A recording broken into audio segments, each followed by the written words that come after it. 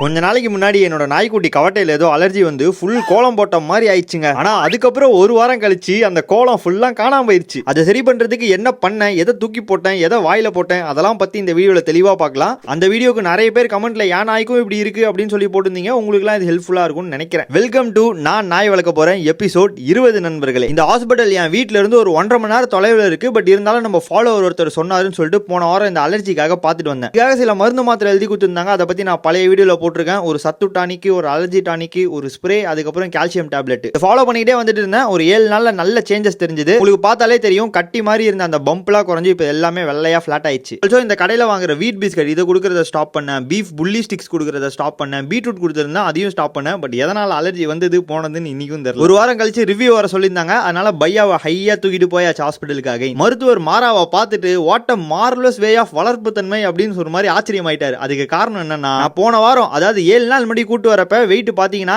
7.5, இப்போ பாத்தீங்களா 10 கிலோ. என்ன லோகி நல்ல சாப்பாடு போறீங்க போலயே, கால் நல்ல திக்கா இருக்கு, ஆள் நல்ல சைஸா இருக்கு, கோட்டு நல்ல ஷைனா இருக்குன்னு அவர் சொல்ற போதெல்லாம் செந்தமிழ் நாடுதும் போதி நிலே தம்பி தேர்ந்து பாயுது காதி நிலைன்ற மாதிரி குளிர்ச்சியா இருந்துச்சு என் காதுக்கு. இந்த வாட்டி அதுவும் இல்லாம அடிஷனலா ஒரு பேப்பர் கொடுத்துட்டு ஃப்ரம் பேசிக் ஒரு நாய்க்குட்டியை எப்படி வளர்க்கணும், என்னென்னலாம் பண்ணணும், ஒரு வருஷம் அந்த 1.5 வருஷத்துக்கு தான் நிறைய growth பீரியட் இருக்கும். ஸோ அதுக்குள்ள நல்ல மேக்ஸிமம் ஃபுட்டு போருங்க. 1.5 வருஷம் கழிச்சு மாறா அட்லீஸ்ட் ஒரு 30 to 35 கிலோவாது இருக்கணும்னு ஒரு இன்சைட்ஸ்லாம் கொடுத்தாரு. ரொம்ப யூஸ்ஃபுல்லா இருந்துச்சு. ஃபுட்டை பொறுத்த வரைக்கும் 2 வேளை ஹோம் ஃபுட் வச்சுக்கோங்க, ஒரு வேளை கமர்ஷியல் ஃபுட் வச்சுக்கோங்க, அட்லீஸ்ட் அந்த 1.5 வயசுக்காது அப்படின்னு சொல்லிட்டு ஒரு டயட் பிளானுமே போட்டு கொடுத்தாரு.